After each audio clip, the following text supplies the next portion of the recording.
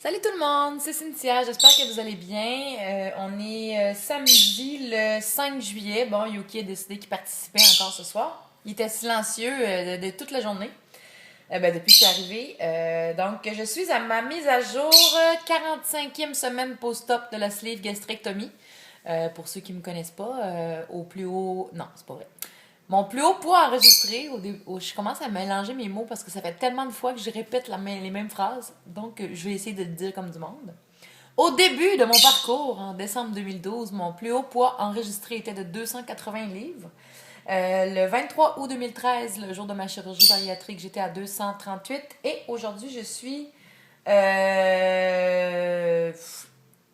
165, 166. Ça varie vraiment là, ces temps-ci, encore cette semaine. Je me promène entre 164 et 167. Donc, ça varie vraiment, vraiment beaucoup à chaque jour. Je peux pas l'expliquer.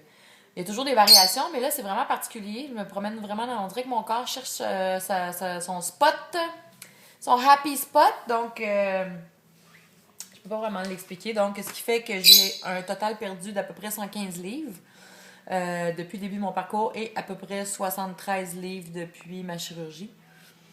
C'est ça, j'ai eu une bonne semaine cette semaine, comme d'habitude, toujours occupée avec 12 millions de nouveaux projets qui s'ajoutent, comme si j'en avais pas assez comme ça, mais c'est des belles choses qui s'en viennent pour moi. J'en parle pas tout de suite parce que j'ai toujours des surprises, moi. Hein?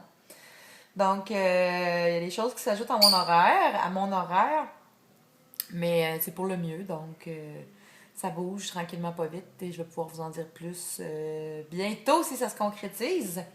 Sinon, je reçois beaucoup, beaucoup de messages ces temps-ci. J'avais envie un petit peu aujourd'hui de vous parler des messages que je reçois, que je considère presque comme des messages d'un peu de détresse.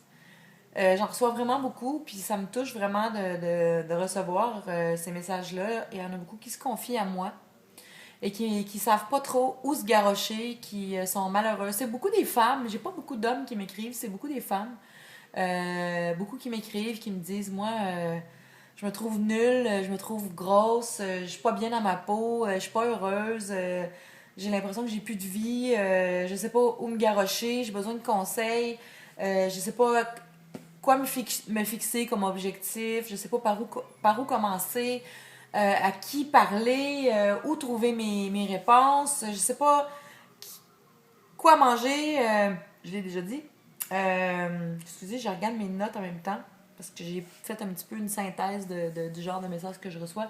Et puis beaucoup, beaucoup, beaucoup, beaucoup, beaucoup, beaucoup d'images de soi négatives, des gens c'est ça, qui s'insultent eux-mêmes, je pourrais dire, qui sont pas bien. Puis je comprends parce que moi aussi, j'ai passé par là. Et puis ça, malheureusement, quand on n'est pas bien dans sa peau, qu'on a des problèmes d'obésité, ça c'est très, très, très fréquent. On a un langage très dur envers nous-mêmes. On s'aime pas, en fait. C'est tout simplement ça. On manque d'amour de soi, puis on se trouve... c'est ça. On veut, il y a beaucoup de volonté, on veut changer, on veut arriver à se débarrasser de nos problèmes d'obésité. Mais il y a comme pas de gaz dans le moteur pour y arriver. Puis il y a beaucoup de monde qui me disent, moi, là, je veux, mais j'ai pas de motivation, je sais pas quoi faire, je suis pas capable de bouger, je suis comme paralysée, j'ai pas d'énergie, je vois beaucoup, beaucoup ça. Je pense que ça s'apparente, c'est vraiment l'état émotif. Bon, c'est le bordel chez nous, hein. C'est l'état émotif, je pense, qui fait qu'on se ramasse à un point où on devient comme amorphe, on veut changer, on aimerait ça être capable, mais c'est comme si on n'y croit pas, puis en même temps, on n'y croit tellement pas qu'on n'a même pas le goût d'essayer, puis c'est ça qui fait qu'on n'a pas de motivation. Mais pour ceux qui m'écrivent, pour celles qui m'écrivent, ou pour ceux qui m'écriraient les mêmes choses mais qui n'osent pas le faire, parce que je suis sûre qu'il y a des hommes aussi qui vivent exactement la même chose que les femmes qui ont des problèmes de poids. Euh, Moi, je pense que je voudrais. Ah, puis c'est ça, ils savent pas aussi. Ils veulent pas aller au gym, ils ont pas le goût d'aller au gym, ils ont pas le goût d'aller se montrer dans l'état où ils sont, devant des gens, commencer à s'entraîner. Pour eux, c'est humiliant. Et puis ça aussi, je l'ai vécu, donc je comprends trop bien ce que ça veut dire.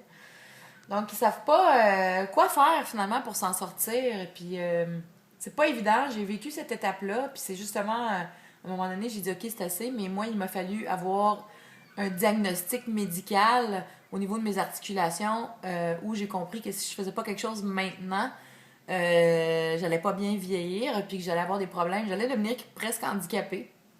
Moi, on m'a dit, si tu fais pas quelque chose maintenant pour perdre du poids, tu vas marcher avec une canne avant 50 ans. J'ai 44, là, fait que ça, c'était à 40 ans.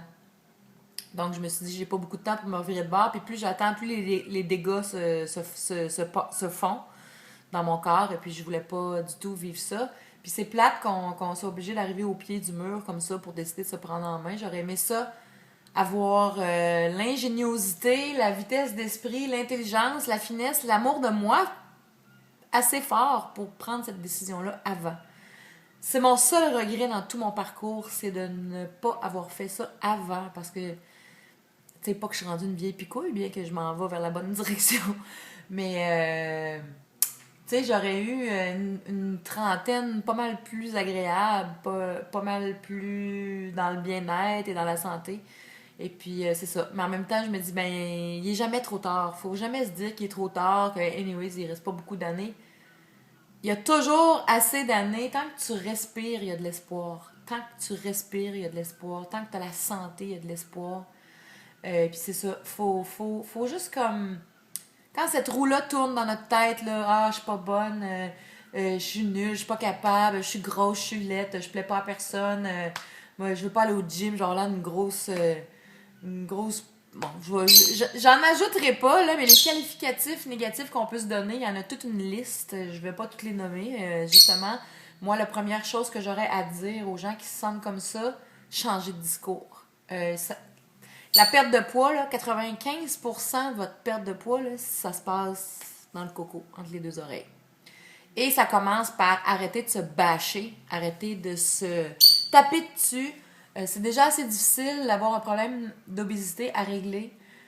S'il faut en plus qu'on commence à se... Mais je sais d'où ça vient. Ça vient par les échecs répétés de perdre du poids. On se trouve nul, puis on se trouve... C'est ça. C'est plate, mais... Puis en même temps, quand on est rendu là, je pense qu'à un moment donné... Ça passe ou ça casse à un moment donné. C'est soit qu'on se décide à se prendre en main et qu'on y croit qu'on est capable, ou ça va juste dégénérer et puis le sentiment de quand on se sent malheureux comme ça va juste augmenter, tu sais. Puis je l'ai vécu jusqu'à ce que, tu sais, j'ai eu des périodes où je suis quelqu'un qui a le bonheur facile, je suis quelqu'un qui arrive à se trouver des bonheurs, mais j'ai été très, très, très mal dans ma peau à certaines époques de ma vie, vraiment.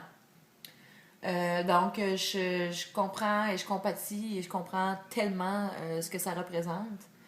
Mais moi, je dirais, à chaque problème, il y a une solution. Là, quand on se sent comme ça, là, c'est comme la grosse montagne, on met tout dans le même panier, puis là, c'est comme, rah, il n'y a rien de bon, tout est mauvais, tout va mal. Ben, il faut s'arrêter, là, puis il faut s'arrêter. Il faut arrêter son langage négatif. Il faut prendre conscience de comment on se sent et prendre la décision au fond de nous. Est-ce que moi, je veux continuer de me sentir comme ça ou je veux que ça change? Et quand on comprend que tout ça, ça dépend juste de nous, ben là, ça nous aide à prendre le gros bout du bâton et puis à aller de l'avant. Mais il ne faut pas paniquer. Et puis, ce poids-là qu'on a pris des années à prendre, on ne peut pas le perdre en quelques jours, en quelques semaines, en quelques mois. Ça peut prendre plusieurs années, mais c'est pas grave le temps que ça prendra. Ce qui est important, c'est que quand le jour où on prend la décision, qu'on se discipline et qu'on prend action, qu'on est dans l'action, à chaque jour on fait des efforts, ben chaque jour ça va mieux. Chaque jour on a une meilleure estime de soi. Chaque jour on avance vers nos objectifs. Même si c'est lentement, je le dis tout le temps, à chaque vidéo que je fais, je le dis, un pas à la fois. Et je vais répéter ce que je dis toujours. Tout le monde qui monte le mont Everest ou n'importe quelle autre montagne de ce monde, il y a juste une façon d'y arriver. C'est de mettre un pied devant l'autre et de marcher pas à pas. Un pas à la fois. Puis on finit par arriver en haut. Ça peut prendre plusieurs fois avant qu'on arrive, mais on peut y arriver. Parce que il y en a plein d'autres qui l'ont fait avant nous. Puis il y en a plein qui le font à chaque année. Ça se fait. Maintenant, il faut trouver nos outils à nous pour y arriver. Les gens qui n'ont pas envie d'aller au gym, là, moi je déteste le gym parce que je me suis beaucoup entraînée quand j'étais plus jeune. Puis je me suis carrément écœurée des gyms, le monde qu'il y a dans les gyms, l'ambiance qu'il y a dans les gyms, l'odeur qu'il y a dans les gyms. Arc! Moi, personnellement, non. Ça me tente vraiment, vraiment, vraiment, vraiment pas d'aller dans les gyms. Mais quelqu'un qui a pas envie de s'entraîner devant d'autres personnes. Marcher! Moi, là, la marche, là, ça a été mon premier contact avec moi-même. Quand j'ai commencé à vouloir perdre du poids, j'ai commencé à marcher. Au début, je marchais avec la musique, ses oreilles. Je me mettais des beats là, qui me boostent, là, qui me donnent envie de grimper dans les murs. Là. La musique que j'aimais.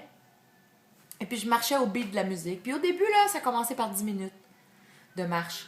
Puis après ça, ça a monté à 15. Puis après ça, je me disais, OK, je vais faire 30 minutes. Je vais mettre mon timer sur mon téléphone. Puis après 15 minutes, quand ça va sonner, je vais revirer de bord. Puis là, à un moment donné, après 15 minutes, mon timer sonnait. Puis je fais comme, il me semble que je marcherais jusqu'à l'autre coin de rue. Fait que j'ajoutais un peu de temps à chaque fois. Puis pendant qu'on marche, là, premièrement, on est fiers de soi parce qu'on est en train de bouger, on est en train de marcher vers nos objectifs, marcher vers ce qu'on veut dans la vie, c'est-à-dire avoir un poids santé. Et on dirait que ça aide à marcher, c'est très bon pour le psychologique, pour le mental. Parce que on se dit ça aérait le cerveau. Aller prendre l'air, aller marcher, c'est un défoulement. C'est des moments où on est seul avec soi. Puis je conseille vraiment d'aller marcher tout seul. Arrêtez d'attendre après tout le monde pour bouger. Vous n'avez pas besoin de personne. Faites-le pour vous. Puis justement, prenez ce temps-là pour vous retrouver avec vous-même. Pour vous aider à penser à c'est quoi que je veux, c'est quoi mes objectifs. Puis moi, le premier exercice à faire, quand on se sent comme de la merde, puis qu'on veut perdre du poids, puis qu'on sait pas où se garrocher, c'est de s'asseoir, toute seule, tranquille. Aller dans un café s'il faut, dans la bibliothèque, dans un parc, sur le bord de l'eau, dans une place où vous allez vous sentir bien et où vous n'allez pas être dérangé. Vous pouvez prendre juste un cahier ou des feuilles ou aller vous acheter un beau petit calepin. C'est comme un journal, si on veut.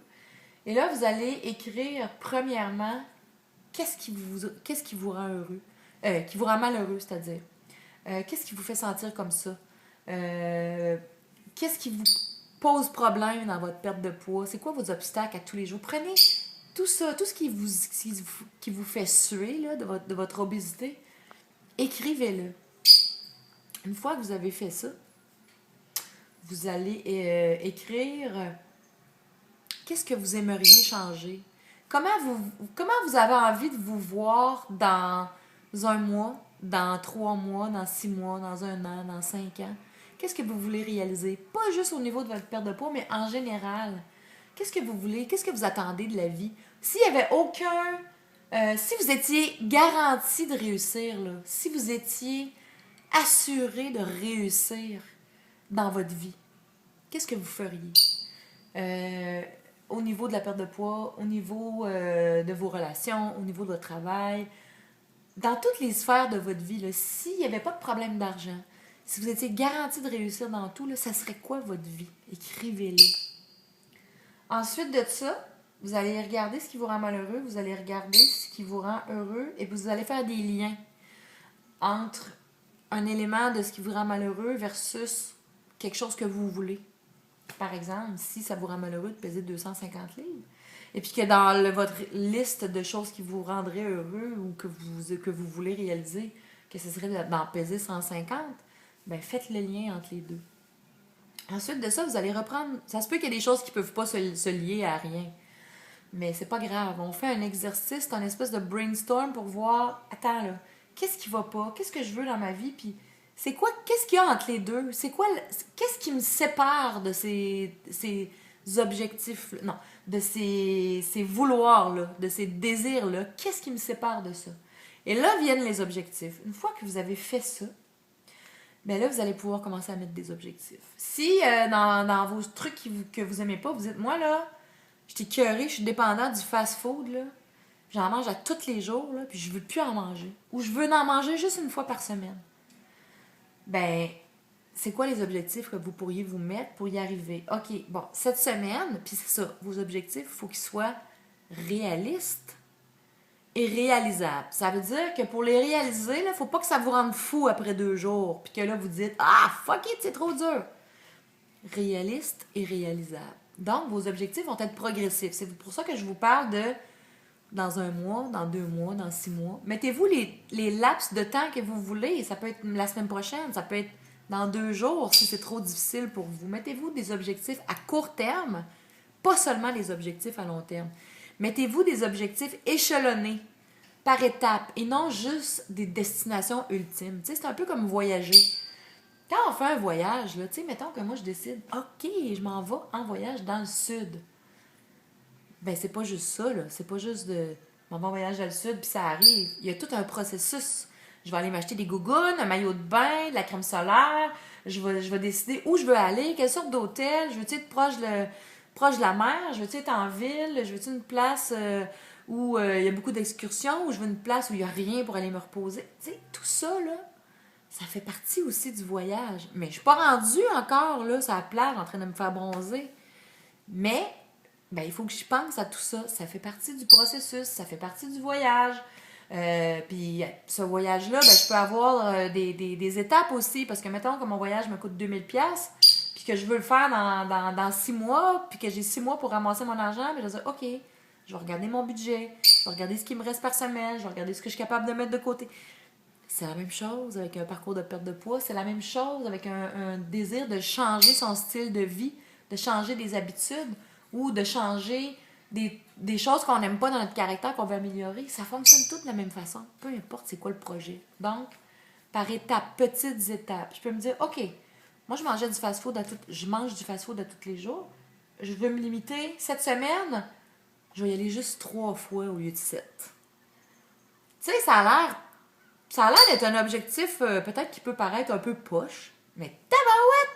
Si tu manges du fast-food 3 fois dans ta semaine au lieu de 7 fois, ben il y a 4 fois où tu n'es pas allé. Peut-être que cette semaine, juste avec cet objectif-là, tu vas perdre 1 livre, 2 livres, 3 livres. Juste ça.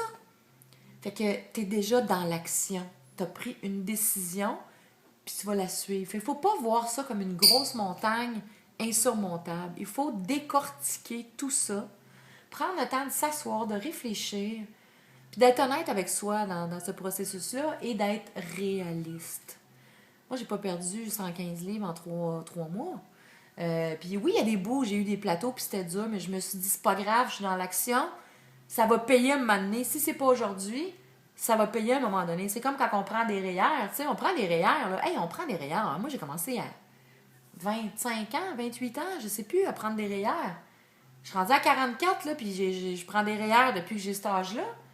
Mais je ne verrai pas les fruits de ces placements-là avant la retraite. C'est long en tabarouette. Mais je le fais, puis je me pose pas de questions, puis je remets pas ça en question. Pourquoi, quand c'est le temps de prendre soin de soi, là, on trouve ça donc dur? Pourtant, de l'argent, c'est le fun d'avoir de l'argent dans nos poches, mais pourquoi que pour des REER, pour notre retraite, qu'on ne sait même pas si on va être encore vivant, pourquoi qu'on est capable de se mettre, de se sacrifier? Tabarouette, on est capable de sacrifier de l'argent pour nos REER. Pourquoi qu'on n'est pas capable de sacrifier 3-4 poutines ou pizza ou de sacrifier une émission de télé d'1 heure dans une semaine pour aller marcher 1 heure? Tu sais, c'est ça. C'est jusqu'à quel point on veut maigrir, jusqu'à quel point on veut être heureux, jusqu'à quel point on veut être en santé, jusqu'à quel point on veut changer. Il faut se poser la question parce que tu sais, à un moment donné, de toujours se taper sur la tête, puis de toujours de toujours se remettre en question, puis de se trouver nul, puis de se trouver poche, puis toujours trouver les autres meilleurs que soi. C'est pas facile vivre de même, là. Pas à un moment donné, il faut que ça arrête, là, parce que chaque être humain a droit au bonheur. Puis le bonheur, c'est un choix, c'est une décision. Oui, ça paraît fou à dire. Il y a plein de monde qui vont dire « Hey, bullshit! » Oui. Ben, il nous arrive toujours plein d'affaires dans la vie. Je connais pas personne qui a un petit parcours rose sans pépins. Il y en a pas. On a tous des peines. On a tous des difficultés. La plupart des gens, maintenant, on travaille tous très fort au travail. On gagne notre argent très durement. Les relations, c'est pas facile. Les relations amoureuses, c'est pas facile. Les relations avec notre mère, avec notre père, avec nos enfants, nos amis. La vie, là, c'est pas facile, tu sais.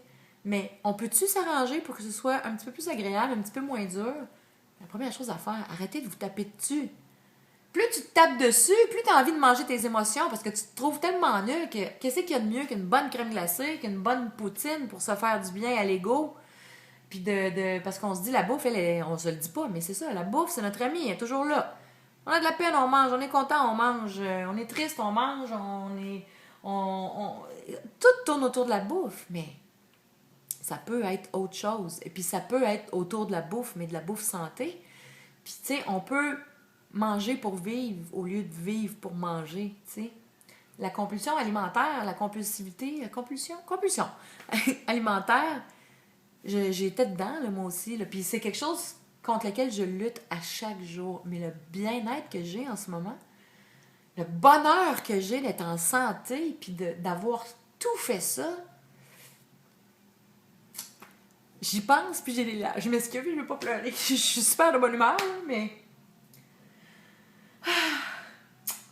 C'est quelque chose. Je vous le souhaite tellement. Je m'excuse, les émotions. Ça fait partie de ma vie aussi maintenant. De vivre mes émotions et non de les manger. Puis vraiment, là, on n'est pas faible parce qu'on verse une larme. On n'est pas moins fort parce qu'on verse une larme. On n'est pas moins bon parce qu'on verse une larme. Moi, avant, j'étais quelqu'un qui pleurait jamais. Puis aujourd'hui, ben, je pleure. Puis je pleure quand je suis contente. Tu sais, avant, je mangeais quand j'étais contente. Je mangeais quand j'étais triste. Ben là, je pleure tout le temps. C'est... c'est drôle. Je m'excuse. Fait que c'est ça. Fait que je vous encourage tellement, tellement, tellement, tellement, tellement, tellement à avoir le courage de vous choisir. Si vous saviez, je sais plus comment le dire, arrêtez de vous taper dessus. Moi, j'ai choisi de m'aimer, puis je me suis pas aimée pendant trop longtemps. Je pensais que je m'aimais, mais c'était pas vrai. C'est de la bullshit. Je me faisais accroire les affaires.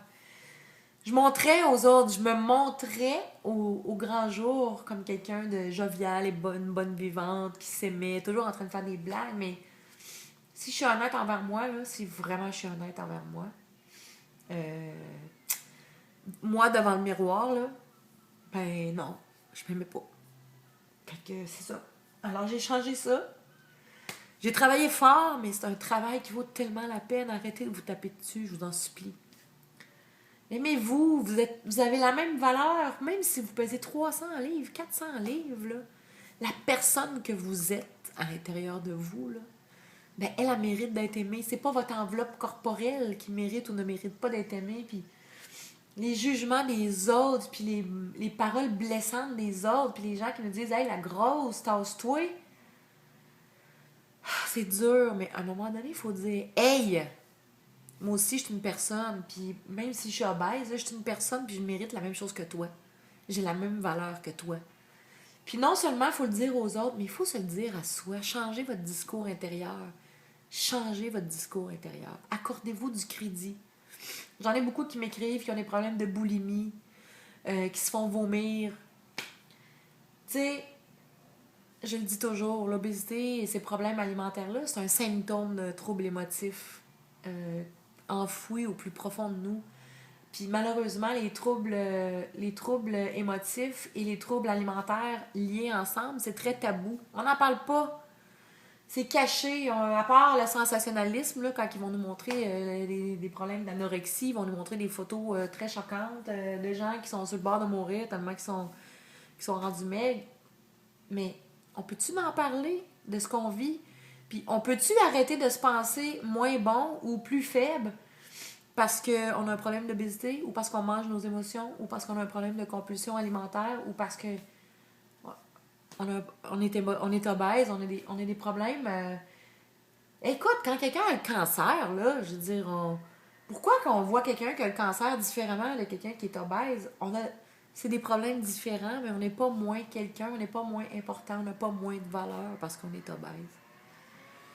Fait que c'est ça j'ai à dire aujourd'hui, les copinos. Je m'excuse, ma petite. C'est la première fois que ça m'arrive. D'habitude, ça m'est déjà passé proche, mais mettons, quand je fais des vidéos, j'essaie de ne pas m'en aller là-dedans. Là. Je veux pas devenir une drama queen. De toute façon, c'est pas du drame, c'est juste des belles choses qui m'arrivent, en fait.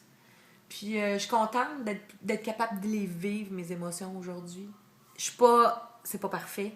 J'ai toujours cette tendance-là de vouloir être forte, puis de pas me montrer mes faiblesses, puis je suis une dure avec moi-même, mais je travaille ça beaucoup, puis là, je me fais toujours surprendre parce que maintenant, les émotions montent très vite, puis j'ai comme pas le temps de réagir. J'ai toujours trouvé ça bizarre, moi, les matantes qui pleurent quand ils reçoivent un cadeau, la moindre petite affaire.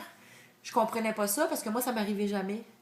Parce que moi, en fait, c'est ça. Je me détachais de mes émotions et puis ce détachement-là, ben, je l'étouffais avec de la bouffe. Puis je sais qu'il y en a plein qui vont se reconnaître dans ce que je viens de dire. Parce qu'on est beaucoup qui vivent la même chose, puis personne n'en parle, puis tout le monde vit ça tout seul, chacun de son côté, tout le monde est malheureux avec ça, puis on se trouve donc nul, mais à un moment donné, là, faut que ça arrête, puis c'est pour ça que moi, je partage mon parcours, c'est pas pour rien. Parce qu'à un moment donné, il faut arrêter de vivre ça tout seul de son côté, il faut en parler. Puis il faut démystifier ça. L'obésité, c'est un problème comme un autre, puis on n'a pas à se sentir diminué parce qu'on a un problème de poids. Il y en a qui ont plein de problèmes. Pas mal plus grave que l'obésité. Pas mal plus grave que l'obésité. Puis, tu sais, je veux dire, à un moment donné, il faut faire la part des choses, puis il faut s'accorder la valeur qu'on mérite. Alors, aimez-vous, les amis. Faites un petit effort à chaque jour. Puis ça aussi, faites-en une liste de vos qualités, parce que vous en avez. Puis ce que vous accomplissez pour vos proches, vos conjoints, conjointes, pour vos enfants, pour vos parents, pour vos amis, pour vos collègues, ça vaut quelque chose, là. Puis c'est vous qui l'accomplissez, c'est pas personne d'autre. Puis c'est pas parce que vous avez des kilos en trop que vous méritez pas d'être aimé. Donc, c'est ça. Ça fait 26 minutes que je parle encore. Donc, c'est ça que j'avais envie de dire cette semaine à ceux qui m'écrivent. Vous êtes capable, arrêtez de douter. Prenez le temps de réfléchir, asseyez-vous, sortez-vous un petit cahier, faites vos listes, comme je l'ai dit. Et puis, allez sur YouTube, écoutez des conférences. Moi, j'ai écouté des auteurs fantastiques qui m'ont beaucoup aidé à me recentrer. La méditation, j'en fais beaucoup. J'en parle pas souvent, mais parce que moi, avant la méditation, j'étais comme, ben oui, regarde-les, le mangeur de luzerne avec sa méditation puis son yoga. Puis je suis rendue que j'en fais aujourd'hui parce que, dans le fond, la méditation, appelez ça comme vous voulez. Moi, la méditation, pour moi, c'est ça, c'est me connecter à moi-même.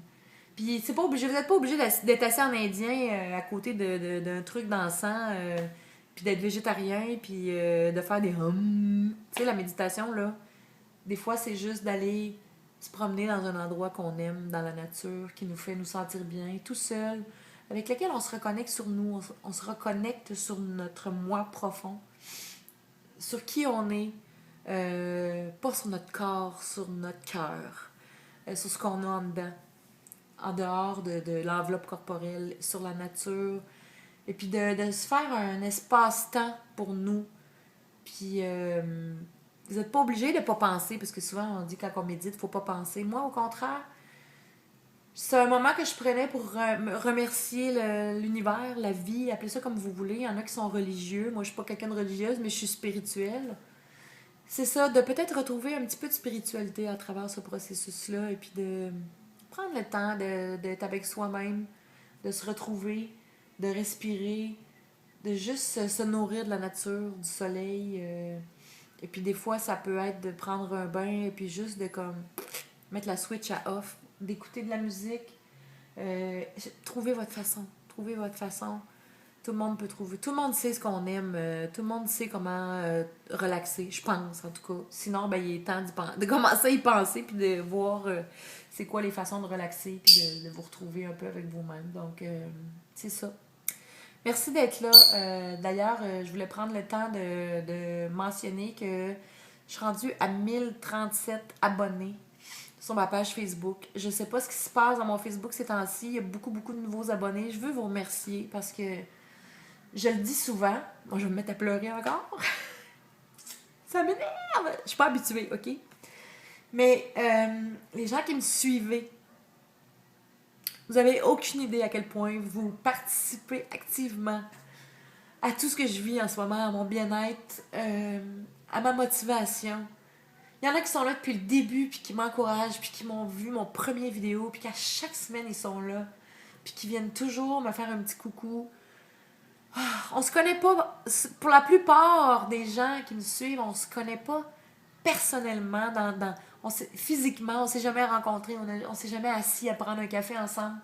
Il y en a quelques-uns à qui j'ai Skypé. Il y en a que on s'écrit des courriels. Bon, mais Vous êtes tellement important dans mon parcours. Je ne sais même pas comment vous le faire comprendre à quel point c'est important. Puis justement, les gens qui perdent du poids, entourez-vous de gens qui croient en vous et puis qui sont là, toujours derrière vous dans vos bons moments comme dans vos moments difficiles, puis qui vous encouragent, puis qui vous aiment. Puis c'est ça que je sens. C'est bizarre, les réseaux sociaux, parce que je sens vraiment qu'il y a des gens qui m'aiment pour vrai, tu sais, autant que mes meilleurs amis, puis que ma famille, puis c'est vraiment particulier. Puis je me dis, on a tellement d'outils aujourd'hui pour s'entraider. Moi, c'est ça que j'aimerais. J'aimerais ça voir les gens. Puis on le voit de plus en plus. Le vendredi, maintenant, on se partage nos... Malheureusement, j'ai pas le temps de passer beaucoup de temps à partager des pages, mais j'en découvre beaucoup.